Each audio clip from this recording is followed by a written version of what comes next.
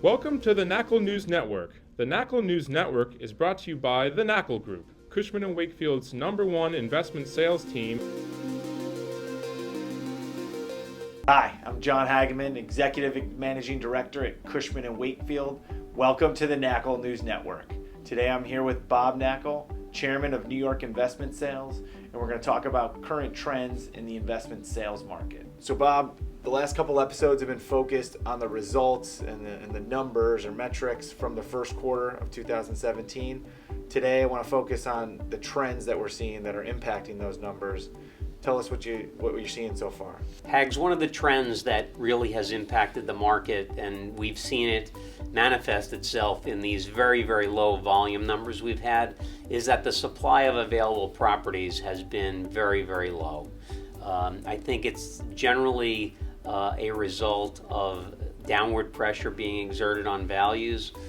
Whenever we have values drop, people look at their properties and say, why should I sell today for less than I could have gotten yesterday? So those properties don't go on the market. And a result of that supply not coming to the market has created these very low volume levels that we've seen, both from a number of properties sold perspective and a dollar volume perspective. And so Bob, do you anticipate for the rest of the year seeing a further change in the volume of sales?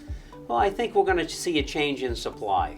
If you look at our activity lately, typically for the past couple of years we do about 5 valuations a week for folks who are considering the sale of their properties.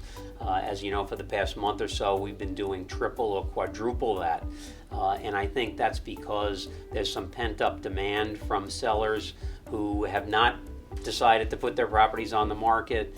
I think that if you look at the supply of available properties that are around today, we're probably at a 10-year low in terms of what is for sale.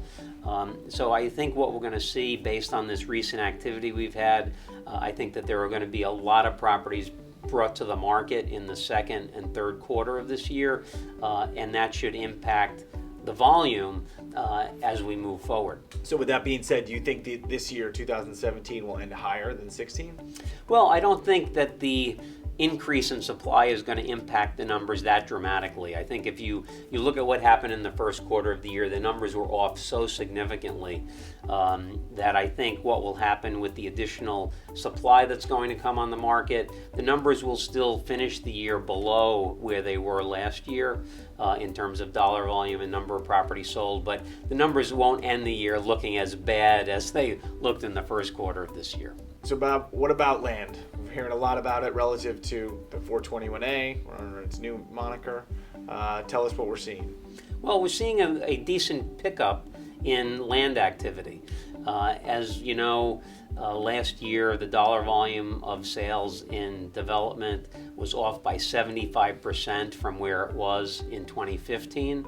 That's a huge drop, and I think that was created by the diminution in value that we saw. I think land values were down about 12% in the outer boroughs, probably down 20 to 25% in Manhattan. So I actually believe that land has rebounded, and while there has been a price adjustment, the dynamics in the land market right now are as good as they've been in the last couple of years.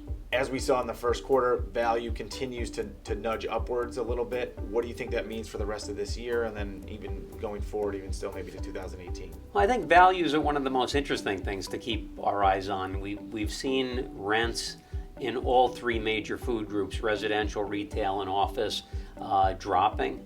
At the same time, there's a slight upward pressure on interest rates, so that would indicate that values should go down. Values haven't gone down. We're seeing that the sellers who are achieving their prices are selling. Those that are not getting the prices they want are not selling, and that's why the volume of sales has dropped the way it has. So Bob, maybe a little different question. For the rest of the year, what's your biggest concern for the market?